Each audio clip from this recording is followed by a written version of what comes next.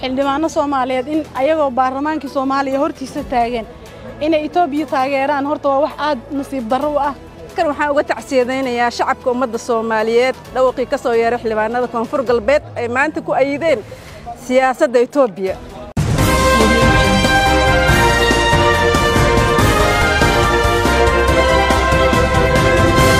Oduuteenya jalqabaatiin Pirezidaantii mootummaa naannoo Oromiyaa Obbo Shimallis Abdiisaa uummata keenyaaf nagaan haa deebi'uu jedhan.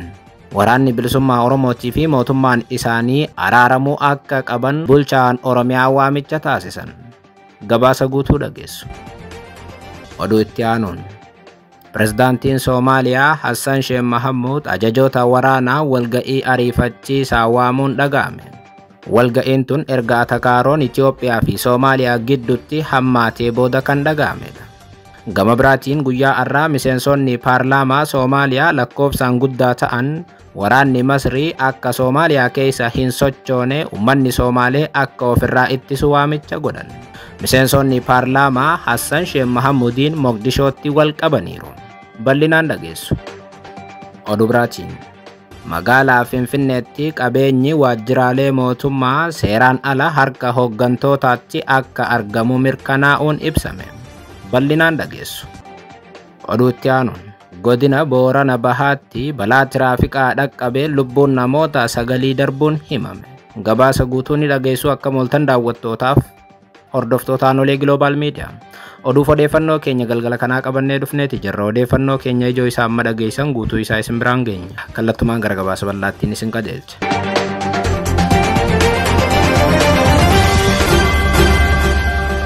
Oduu teenya jalqabaatiin Pirezidaantiin Soomaaliyaa Hassan Sheikh Mahamuud ajajoota waraanaa walga'ii ariifachiisaa waamuun dhaga'ame.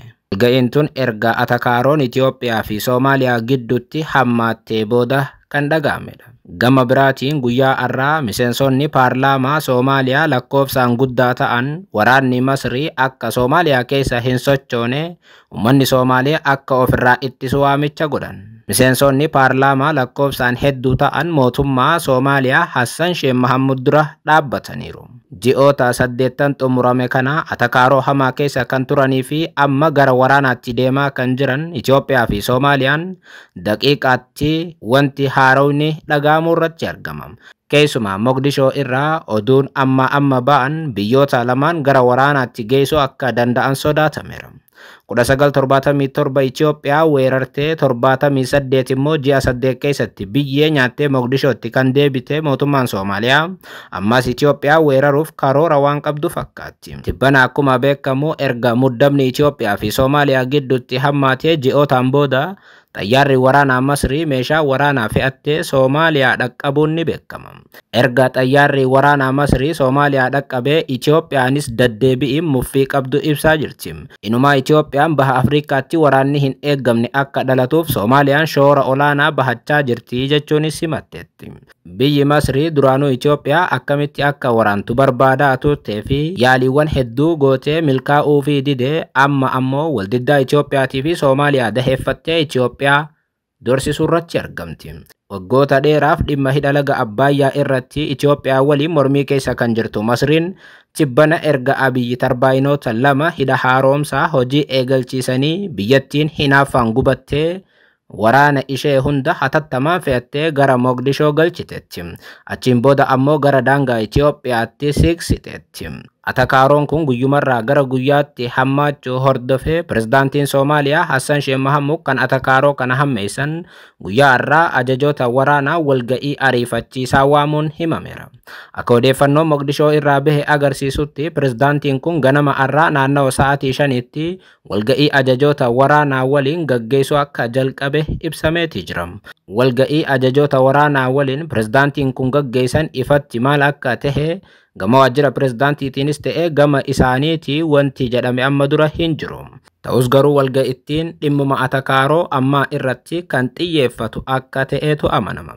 Haala amma pirezidaantiin kun deemaa jiraniin waraanni biyyoota lamaan gidduutti jalqabu akka hin oolle sodaatameera. Jarjaruu fi babbaaraguun amala isaanii kan ta'e Hassan Sheikh Mahamuud gaanfa Afrikaa Isaayyaas Afeworqiitii fi Alsiisii faana wal ta'ee jeequuf deema. Kun osoo dhuma kanaan jiru miseensonni paarlaamaa Soomaaliyaa guyyaa irraa lakkoofsaan hedduu ta'an ummanni Soomaaliyaa waraana Masrii akka of keessaa baasu waamicha dhiyeessan. Miseensonni paarlaamaa Soomaaliyaa lakkoofsaan 10 ol ta'an guyyaa irraa miidiyaalee Soomaaliyaatiif ibsa kennaniin ummanni Soomaalee keessumaa kibba lixa Soomaaliyaa warri jiraatu waraana Masrii akka lafa isaanii irra hin ejjanne dhorkuu akka qaban waamicha dhiyeessaniiru. Miseensonni paarlaamaa Soomaaliyaa waliin ta'uu miidiyaaleedhaaf ibsa irra kennaniin yeroon kun Soomaaliyaadhaaf yeroo gurraachaa jechuun ibsan. Akka miseensonni paarlaamaa jedhanitti pirezidaantiin Soomaaliyaa Hassan Sheikh Mahamud seenaa fokkotaa hojjechuuf deemaa jechuun mormaniiru. Inay Itoobiya taageeraan horta waa wax aad nasiib darro ah. Waa wax siyaasad kasta oo lagu kala aragti duwan yahay. Ani waxaan isleeyahay ma mudnayn maanta in xildhibaan Soomaaliyeed intuu soo istaagay inuu Itoobiya taageero. Dalka Soomaaliya ayaan u dhaaranay. Miseensonni paarlaamaa kun hundi isaanii waraana Itoophiyaatiif galata guddaa akka qaban cimsanii dubbatanii mootummaan Soomaaliyaa rakkoon fedhee yoo jiraate Itoophiyaa waliin wal loluu caalaa Soomaaliyaa dirree waraanaa godhuu caalaa rakkoo Itoophiyaa waliin jiru dippiloomaasiidhaan akka furan gaafataniiru. Miseensonni paarlaamaa kun ummanni Soomaalee waggoottan 30 darbe waraana keessa jiraachuu yaadachiisuun waraanni amma Masriin daangaa ishee keessatti gaggeessuuf jirtu ammoo ummata kanaaf balaadhaa jedhaniiru.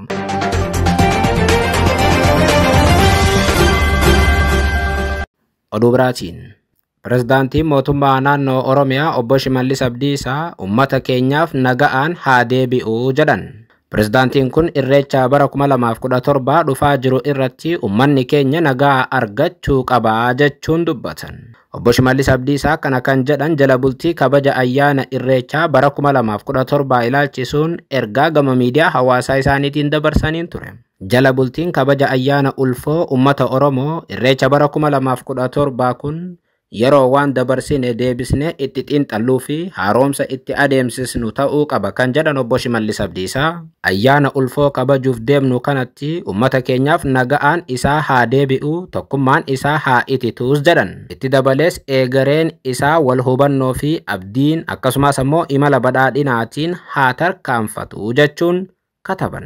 Pirezidaantiin kun Oromiyaa bulchuu jalqabanii guyyaa tokko qawween Oromiyaa keessatti hafuura baafattee hin beektu. Ummata Oromoo nagaa dhabe ilaalchisuun pirezidaantichi ergaa isaanii keessatti wayita barreessan ummanni Oromoo saba qabeenya dilbii, seenaa qaroominaa, duudhaa dimokiraatawaa fakkeenyummaa sirna gadaatiin beekamuu fi madda nagaa waaraa ture jedhan. Haa ta'uutii jedhan pirezidaantiin kun.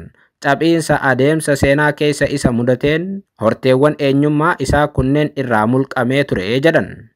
Kanaanis osoo qabu akka dhabaatti Oromoon ilaalameera.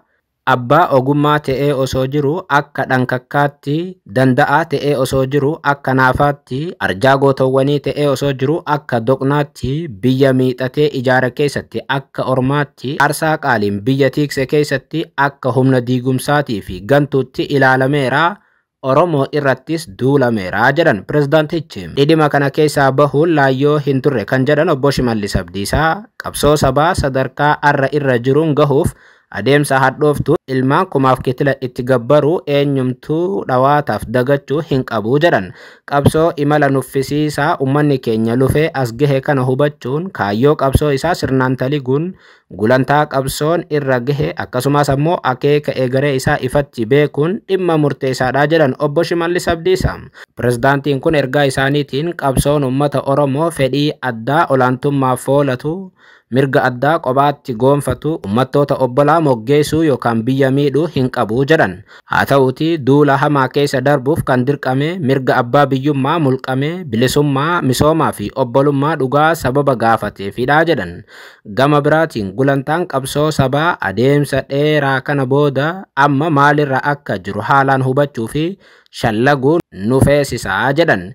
Ija kana yoo ilaalamu qabsoon Oromoo gulantaa haaraatti ce'uun kaayyoowwan akka sabaatti qabu qofa osoo hin taane kanneen akka biyyaatti ummattoota hafan waliin qooddatu deebisuu Oromoon jalqabeera jedhan. Jechuun isaanii Oromoon ammatti bilisoomee saboota biraayyuu bilisoomsuu irratti argamaa jechuudha.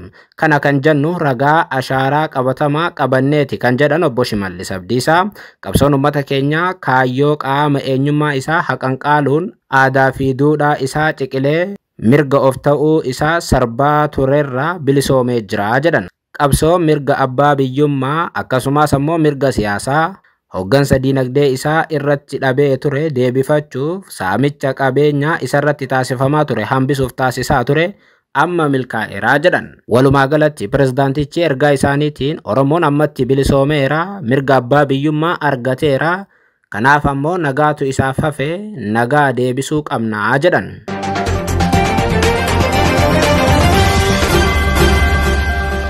Oduu itti aanuun magaalaa Finfinneetti qabeenyi waajjiraalee mootummaa seeraan ala harka hooggantootaatti akka argamu mirkanaa'uun ibsame.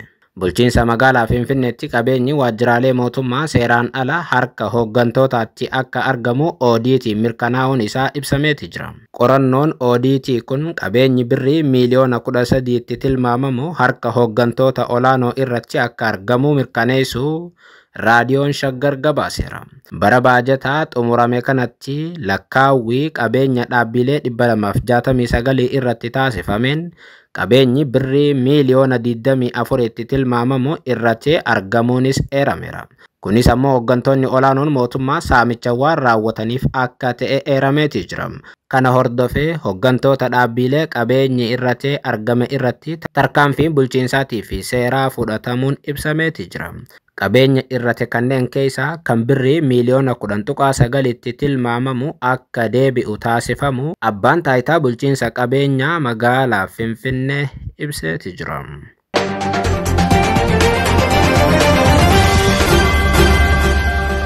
Oduu biraatiin godina Boorana Bahaatti balaa tiraafikaatiin lubbuun namoota 9 darbuun himame. Balichi konkolaataa deddeebisa uummataa Doolviin jedhamuun beekamu Adoolaa Waayyuurraa gara Nageellee Booranaatti imalaa ture. Konkolaataa fe'umsaa waliin walitti bu'uun kan mudate ta'uu itti gaafatamaan qajeelcha tiraafikaa poolisii Oromiyaa Koomaandar Balaachoo Tikii FBC'tti himan. Ka'umsi balaa kanaatis qoratamaa jiraachuu eeruun konkolaachistoonni balaawwan tiraafikaatiin miidhaa qaqqabu ittisuuf of eeggannoon akka konkolaachisan dhaamaniiti jiru.